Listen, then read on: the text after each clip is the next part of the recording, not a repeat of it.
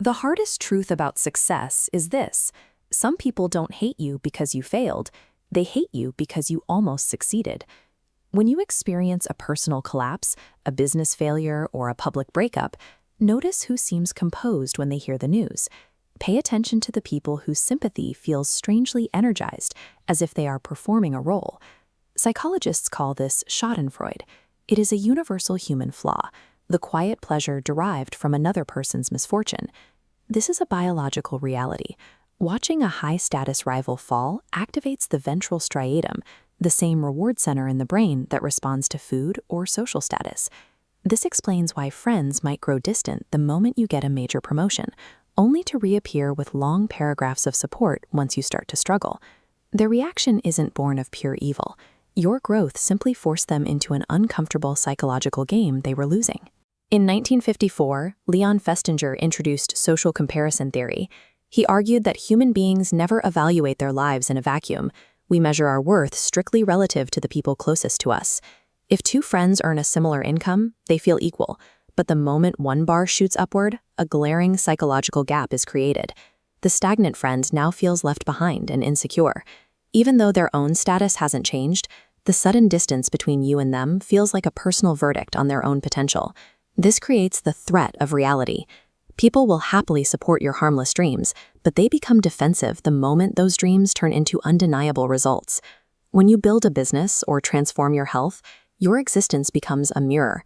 It forces the people around you to confront their own lack of progress. Their mockery or distance is a protection. Your discipline just destroyed the excuses they use to justify their own stagnation. This behavior scales to the macro level.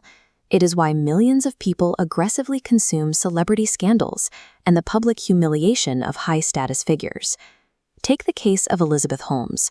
Figures of impossible success create an immense psychological pressure on the public.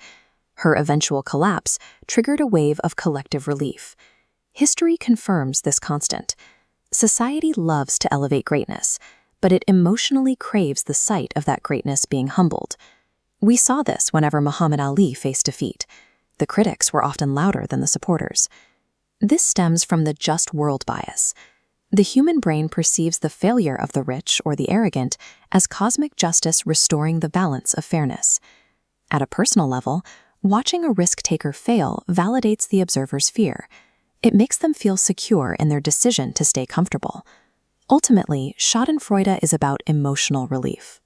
Your failure allows the insecure observer to believe that nobody truly wins, protecting their fragile worldview from self-reflection.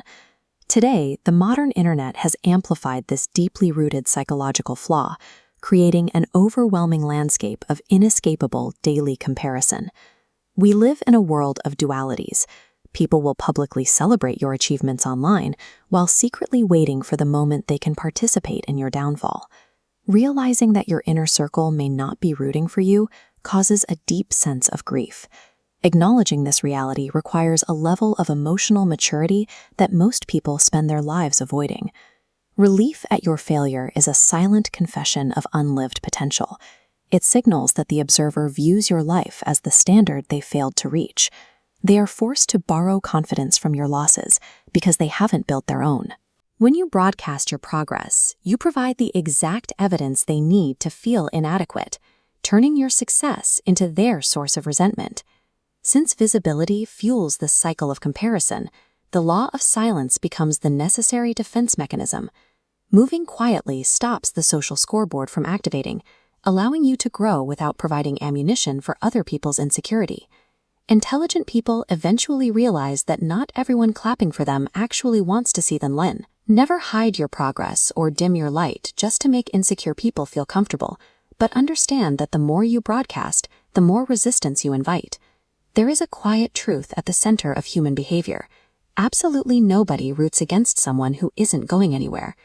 The fact that people are quietly measuring you and waiting for you to stumble is proof that you are moving. Let them watch.